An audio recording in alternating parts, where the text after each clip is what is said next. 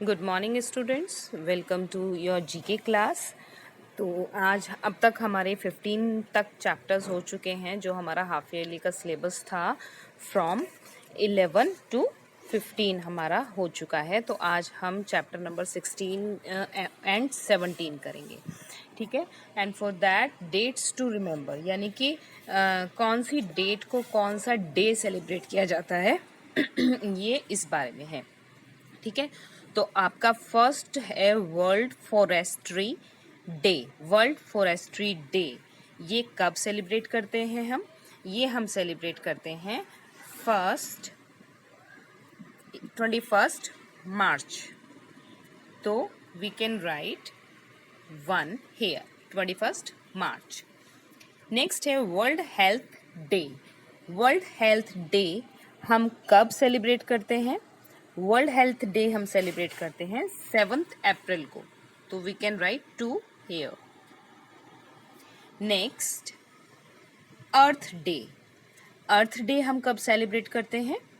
अर्थ day celebrate करते हैं 22 अप्रैल। ये अभी गया था कुछ टाइम पहले।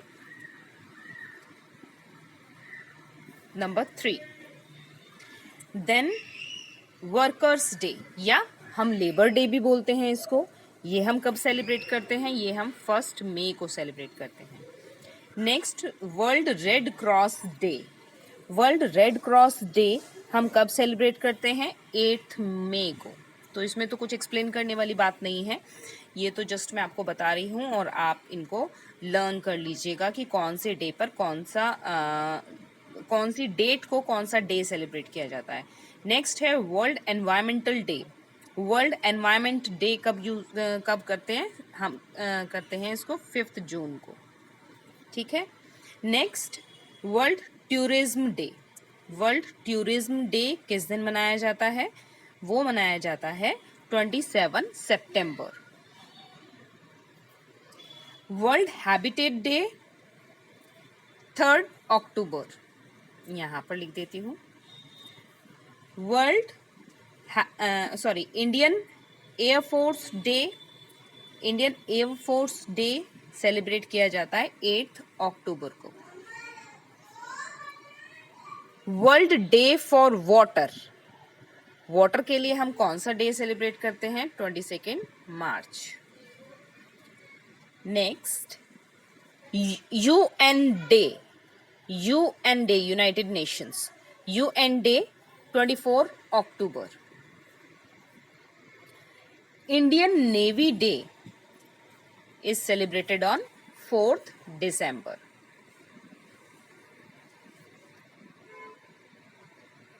Armed Forces Flag Day is celebrated on 7th December. Human Rights Day is celebrated on 10th December. National Sports Day is celebrated on 29 अगस्त, ठीक है। तो ये आप अपनी नोटबुक में इसी तरह नंबर्स डाल के कर लेंगे। मैं आपको पिक भी सेंड करूंगी, ठीक है, तो डोंट वरी।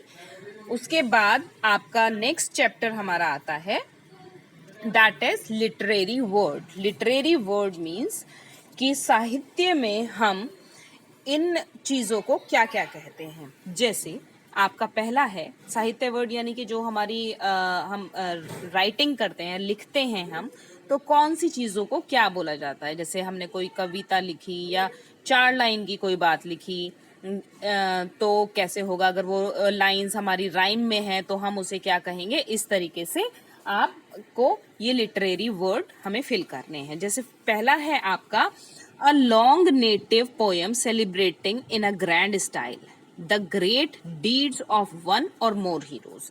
एक लॉन्ग नैरेटिव पोएम, एक बहुत बड़ी सी पोएम जो सेलिब्रेट की जाती है एक बड़े स्टाइल में, एक बहुत बड़े ही स्टाइल में, जैसे बुक्स वगैरह लिखी जाती हैं पूरी पूरी, और वो उन बुक्स में एक्सप्लेनेशन होता है किसी हीरो का, या ज़्यादा भी हो सकते हैं, एक से ज़्यादा भी हो सकते हैं, उनके बारे में डिस्क्रिप्शन होता है, तो उसको हम कहते हैं epic. We can write epic here, ठीक है। सेकंड आपका आता है a lyric poem of 14 rhyming lines of equal length. अगर 14 लाइन्स की कोई पोयम है जो कि जिन लाइन्स की लेंथ बराबर है तो उसको हम कहते हैं सोनेट। SONNET।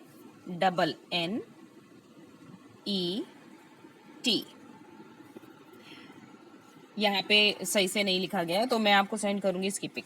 ओके, नेक्स्ट है आपका expressing the writer's personal feeling and thoughts usually written or spoken as a poem or a song. जैसे हमारे सॉन्ग्स जो मूवीज वगैरह में चलते हैं, ठीक है, जिन जो जो आपके पर्सनल फीलिंग्स राइटर की शेयर करते हैं तो वो उनको क्या कहते हैं, उनको उनको बोलते हैं लिरिक्स। आपने सुने भी होंगे कि इस सॉन्ग के लिरिक्स क्या हैं, ये वर्ड तो आपने सुना होगा, ठीक है। Next, a poem lamenting the death of a friend or public figure or reflecting seriously on a solemn subject. यानी कि कोई पोयम किसी के मृत्यु पर, अपने खास की या किसी के मृत्यु पर जो विलाप करते हैं, हम रोते हैं, रो रो के अपने दिल का हाल बयान करते हैं, या किसी गंभीर विषय पर कोई पोयम लिखी जाती है तो उसको बोलते हैं एलगी। ELEGY, एलगी, ठीक है। नेक्स्ट आपका आता है an indirect reference to some event, person, place or work of art. यानी कि एक डायरेक्टली हम उसको शो नहीं कर रहे, इनडायरेक्टली हम उसको शो करते हैं। It's nature of relevance is not explained by the writers. Writers उसको एक्सप्लेन नहीं करते हैं, हम खुद उसको रिलेट कर लेते हैं। जैसे आपने देखा भी होगा किसी पॉलिटिशियन वगैरह पर कोई व्यंग बोला जाता है, कोई व्यंग कविता बोली जाती है तो वो डायरेक्ट उनका नाम लेकर नहीं बोली जाती है ना, उनके काम के हिसाब से बोली जाती है और वो सुनने वाला खुद गैस कर लेता है कि ये किसके बारे में कहा जा रहा है, ठीक है। तो ऐसी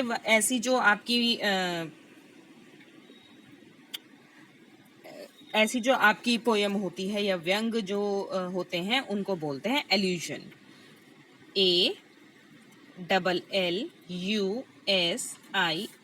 ALLUSION। Then a word or phrase used about a thing or an action that is not literally true। literally true मतलब जो सच्चे नहीं होते, लेकिन जैसे हमारी कहावतें होती हैं, ठीक है, हमारी कई सारी हिंदी में कहावतें हैं, फ्रेजेस हैं, बट डिस्क्राइब इट इमेजिनेटिवली, लेकिन वो उस चीज को डिस्क्राइब कर देते हैं। जैसे कि हमारी एक, मैं अभी मुझे कहावत याद आई है, जैसे कि कहते हैं कि देख देख चीज बड़ीन को छोटी न दीजिए डार, जहां काम आए सुई क्या करे तलवार। यानी कि अब ये सिर्फ तलवार और सुई के लिए नहीं कहा जा रहा है, मीनिंग है इसका कि बड़ी चीज को देखकर हमें छोटी चीज की बेकदरी नहीं करनी चाहिए, उसे फेंक नहीं देना चाहिए, क्योंकि जहां पर सुई काम आती है, यानी कि सुई सिलने के काम आती है, वहां पर तलवार कुछ नहीं कर सकती, है ना। तो सबका अपना अपना यूज है। तो ये चीज बोली गई है, लेकिन ये चीज हम किसी और चीज के लिए कहेंगे, सिर्फ सुई और तलवार के लिए तो नहीं ये बोलेंगे ना, हम सभी छोटी चीजों के लिए कहा है। तो ऐसे को बोलते हैं मेटाफर। METAPHOR,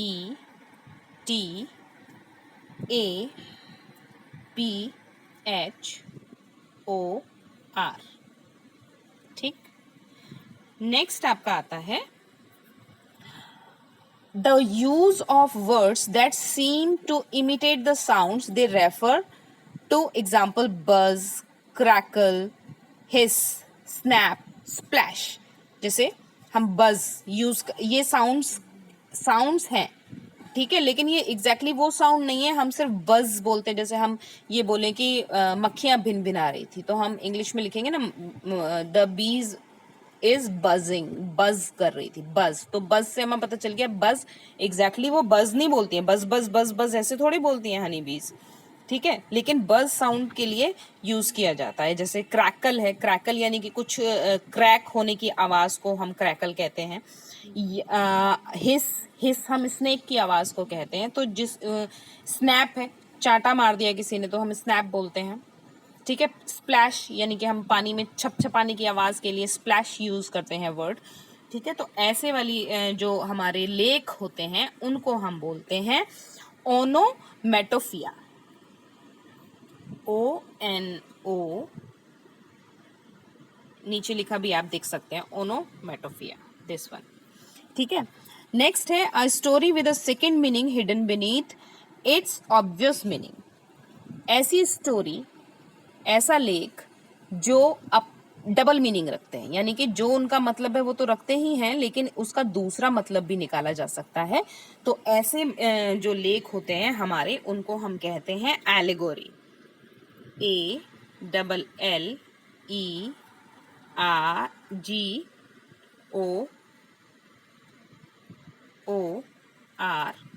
ALLERGORY। ठीक है, तो इसके साथ में इसकी पिक भेजूंगी आपको। दोनों ये चैप्टर्स अपने अपने बुक में करने हैं। ठीक है, till then take care, bye bye, have a nice day.